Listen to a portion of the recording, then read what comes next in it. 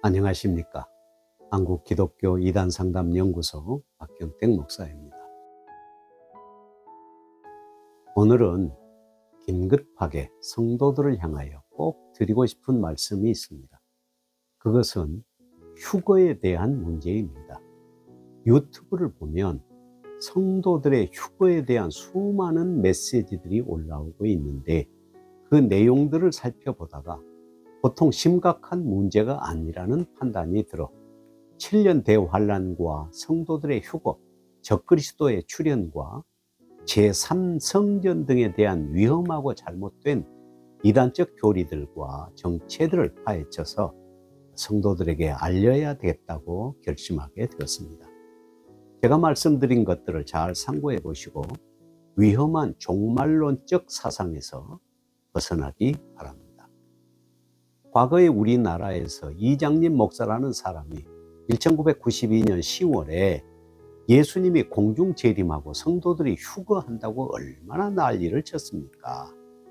그런데 아직도 여전히 이러한 시한부 종말론자들이 판을 치고 성도들을 미혹하고 있음을 보면서 가만히 앉아 구경만 하고 있을 수 없었습니다.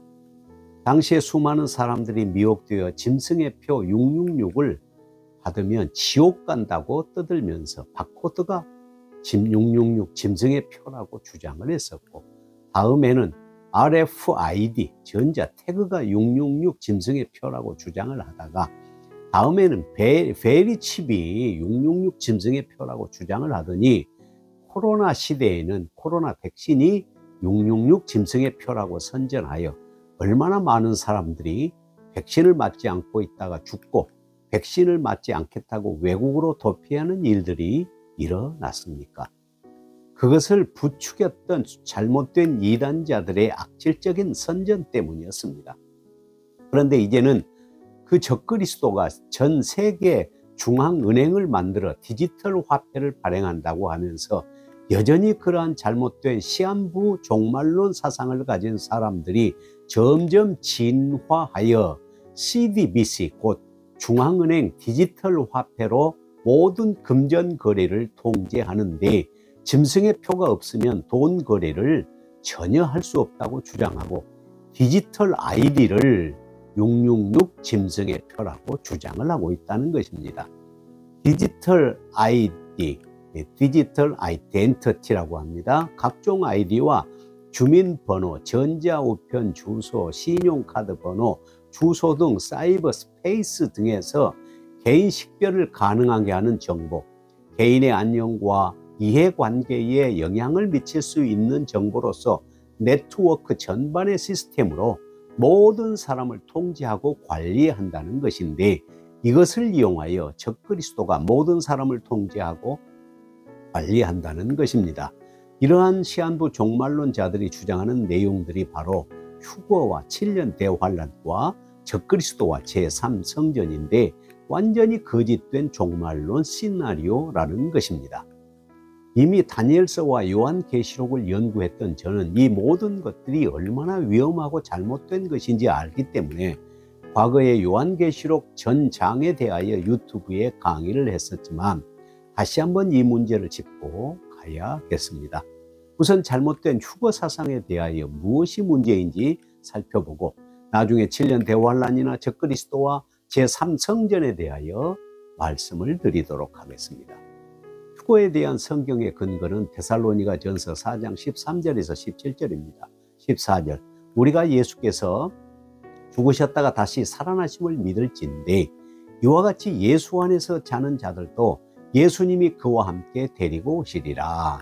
15절, 우리가 주의 말씀으로 너희에게 이것을 말하노니 주께서 강림하실 때까지 우리 살아남아 있는 자도 자는 자보다 결코 앞서지 못하리라. 16절, 주께서 호령과 천사장의 소리와 하나님의 나팔 소리로 친히 하늘로부터 강림하시리니 그리스도 안에서 죽은 자들이 먼저 일어나고, 17절, 그 후에 우리 살아남은 자들도 그들과 함께 구름 속으로 끌어올려 공중에서 주를 영접하게 하시리니 그리하여 우리가 항상 주와 함께 있으리라고 기록하고 있는데요, 여기서 휴거 사상을 만들어낸 것입니다. 휴거, 랩처라는 말은 성경에 없습니다. 주님이 재림하실 때 믿는 자로서 살아있는 우리도 우리가 단지 공중의 하늘로 이끌려 올라가서 주님을 만나게 된다는 말입니다. Be caught up together with them in the clouds to meet the Lord in the air. 주님의 재림에 대한 헬라어 용어에는 세 가지가 있습니다. 첫째는 주님의 강림하심 혹은 주님의 임하심이라는 표현을 파루시아라는 말씀입니다. 마태복음 24장 3절 27절 37절 39절 고전 15장 23절 살전 2장 19절 3장 13절 4장 15절 5장 23절 사루 2장 1절 등 주님의 강림 곧 주님의 카밍은 임재 프레센스를 의미하는 말입니다. 둘째는 주님의 나타나심을 말씀하는 아포칼립시스라는 말인데 주로 심판을 위하여 위험 가운데 나타나심 리빌을 의미합니다. 데살로니가 후서 1장 7절 베드로전서 1장 7절 13절 4장 13절 등이고요. 세 번째 용어가 에피파네이아라는 말인데요. 이는 영광스러운 모습으로 나타나심 The splendor of his coming을 얘기합니다. 이것은 appearing 나타남을 의미합니다. 데살로니가 후서 2장 8절 디모데전서 6장 14절 디모데후서 4장 1절에서 8절 김전 2장 13절 등입니다. 그렇다면 휴거란 따로 존재하는 것이 아니라 주님이 재림하실 때에 성도들이 공중으로 이끌려 올라가서 주님을 만나는 것임을 분명하게 아시는 것이 중요합니다. 첫째, 휴거란 게 따로 있는가요? 없다는 것이 결론입니다. 따라서 7년 대환란이 있고 환란 전에 휴거한다거나 대환란 3년 반 환란 중간에 휴거한다거나 대환란이 끝나고 휴거한다는 이단설을 믿어서는 안 됩니다. 이런 잘못된 주장을 하는 사람들은 7년 대환란이 있는데 대환란이 있기 전에 주님이 공중재림을 하고 성도들이 휴거를 한다는 것이며 이 땅에서는 7년 대환란이 진행이 되고 하늘에서는 천국 혼인잔치가 벌어진다는 주장을 하면서 7년 대환란이 끝나면 주님이 성도들과 함께 공중재림을 한다는 위험한 지상재림을 한다는 위험한 이단적 사상을 전하는 것입니다. 7년 대환란에 대하여 다음 시간에 다니엘서와 요한계시록 해석을 통해서 잘 설명드리도록 하겠습니다. 환란 전에 휴거해야 한다며 휴거 못하면 무서운 7년 대환란을 당하게 된다며 미혹하고 협박하는 자들의 주장을 조심해야 합니다. 많은 거짓된 주장을 하는 자들이 요한계시록 4장 5장에서 휴거를 주장하고 있고 6장에서 18장까지는 대환란을 주장하고 있고 19장에서는 주님의 지상재림을 주장하고 있지만 요한계시록을 연구한 제가 그런 주장을 하는 사람들을 보면 이건 새빨간 거짓말이요 조작임을 금방 알 수 있습니다. 요한계시록 4장 5장을 아무리 살펴보아도 휴거나 공중재림, 지상강림에 대한 언급이나 메시지가 없습니다. 이것은 안식교나 안정회 이단이 주장하는 내용들입니다. 그리고 요한계시록이 마치 시간적 타임터블 시간표적으로 혹은 연대기적으로 크로놀로지컬로 쓰여진 것처럼 생각하는데 전혀 그렇지 않습니다. 사도 요한이 주님의 재림을 논리적 순서로 기록하여 성도들에게 보낸 것이지요. 주로 왜곡된 세대주의 종말론자들이나 요한계시록을 바로 이해하지 못하고 시간적인 순서나 연대기적으로 요한계시록을 기록된 것으로 왜곡하여 그것을 현실에 가져다 맞추어 조작하는 것입니다. 아주 위험한 사상입니다. 주님의 재림은 한 번일까요? 아니면 두 번일까요? 주님의 재림, The Second Coming은 단 한 번 세상 끝에 심판을 위하여 나타나십니다. 히브리서 9장 26절에서 28절 공중 재림과 지상 강림을 재림을 주장하는 자들은 데살로니가 전서 4장은 공중 재림, 데살로니가 후서 1장은 지상 강림이라고 근거를 제시하지만 신뢰할 수 없는 해석입니다. 주님께서 재림하시면 믿다가 죽은 자들이 먼저 일어나고 살아있는 자들이 순식간에 변화하여 하늘로 끌어올려 주님을 하늘에서 영접하게 되는 것이고 믿지 않는 자는 심판의 부활로 나가게 되지요. 계시록 1장 7절 볼지어다 구름을 타고 오시리라 각일의 눈이 그를 보겠고 그를 찌른 자도 볼 것이요 땅에 있는 모든 족속들이 그를 인하여 애곡하리라고 말씀하셨습니다.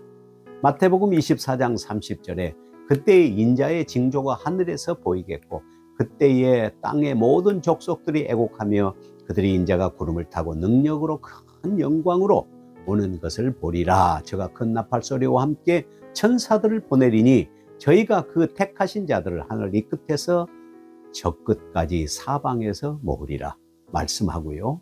마가복음 13장 26절에서 27절 그때의 인자가 구름을 타고 큰 권능과 영광으로 오는 것을 사람들이 보리라. 또 그때의 다른 천사들을 보내어 자기의 택하신 자들을 땅 끝으로부터 하늘 끝까지 사방에서 모으리라고 말씀하십니다. 또 요한복음 5장 26절에서 29절 아버지께서 자기 속에 생명이 있음같이 아들에게도 생명을 주어 그 속에 있게 하셨고 또 인자됨을 인하여 심판하는 권세를 주셨느니라. 이를 기이 여기지 말라. 무덤 속에 있는 자가 다 그의 음성을 들을 때가 오나니 곧 선한 일을 행한 자는 생명의 부활로 악한 일을 행한 자는 심판의 부활로 나오리라.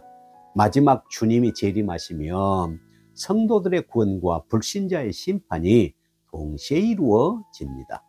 성경은 데살로니가전서 5장 4장 4절에서 9절을 통하여 말씀하십니다. 형제들아 너희는 어두움에 있지 아니하며 그날이 도적같이 너희에게 임하지 못하리니 너희는 다 빛의 아들들이요 낮의 아들들이라.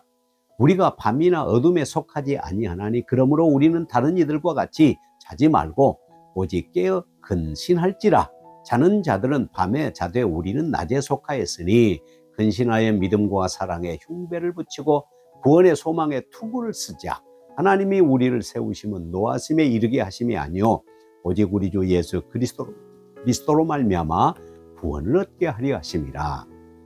또 데살로니가 후서 1장 7절에서 10절에서는 주님이 재림하셔서 불신자에게 대한 심판과 성도들에게 영광을 얻으신다는 말씀인데 환난 받는 너희에게는 우리와 함께 안식으로 갚으시는 것이 하나님의 공이시니 주 예수께서 저의 능력과 천사들과 함께 하늘로부터 불꽃 중에 나타나실 때에 하나님을 모르는 자들과 우리 주 예수의 복음을 복종치 않는 자들에게 형벌을 주시리니 이런 자들이 주의 얼굴과 그의 힘의 영광을 떠나 영원한 멸망의 형벌을 받으리로다. 그날에 강림하사 그의 성도들에게 영광을 얻으시고 모든 믿는 자에게 기히 여김을 얻으시리라 고 증거하십니다. 이것은 주님의 재림을 말씀하시는 것이지 따로 지상강림을 말씀하는 내용이 아닙니다. 여러분, 휴거 때문에 흔들리거나 두려워하지 마십시오. 휴거를 위해 우리가 할 수 있는 것은 아무것도 없습니다. 평소에 악을 행하고 죄를 짓다가 갑자기 무엇을 한다고 휴거되거나 주님과 함께 공중에서 주님을 영접할 수 있는 것이 아닙니다. 마태복음 25장에서 말씀하신 것 같이 주님이 재림하신 그날 곧 그날에 양과 염소를 구분하여 오른쪽에 있는 양과 같은 자 곧 복받을 자로서 하나님 나라를 상속받을 자와 왼편에 있는 자 곧 염소와 같은 자는 마귀와 그 사자들을 위하여 예비된 영영한 불에 들어갈 자 곧 저주받을 자들은 하루아침에 갑자기 된 사람들이 아니라 평소에 삶이 달랐기 때문입니다.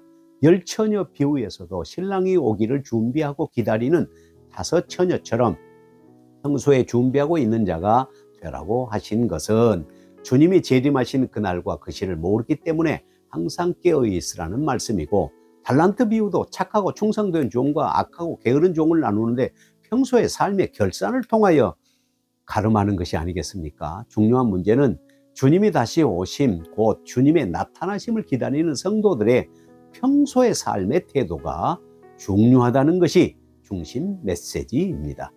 휴거를 외치는 자들의 속임수에 속지 말고 자신이 가지고 있는 믿음을 굳게 지키고 오늘 어떻게 주님을 기쁘시게 할 것인가를 생각하며 항상 기뻐하고 쉬지 말고 기도하며 범사에 감사하며 살아갑시다. 감사합니다. 오늘은 여기서 마치겠습니다. 안녕히 계십시오.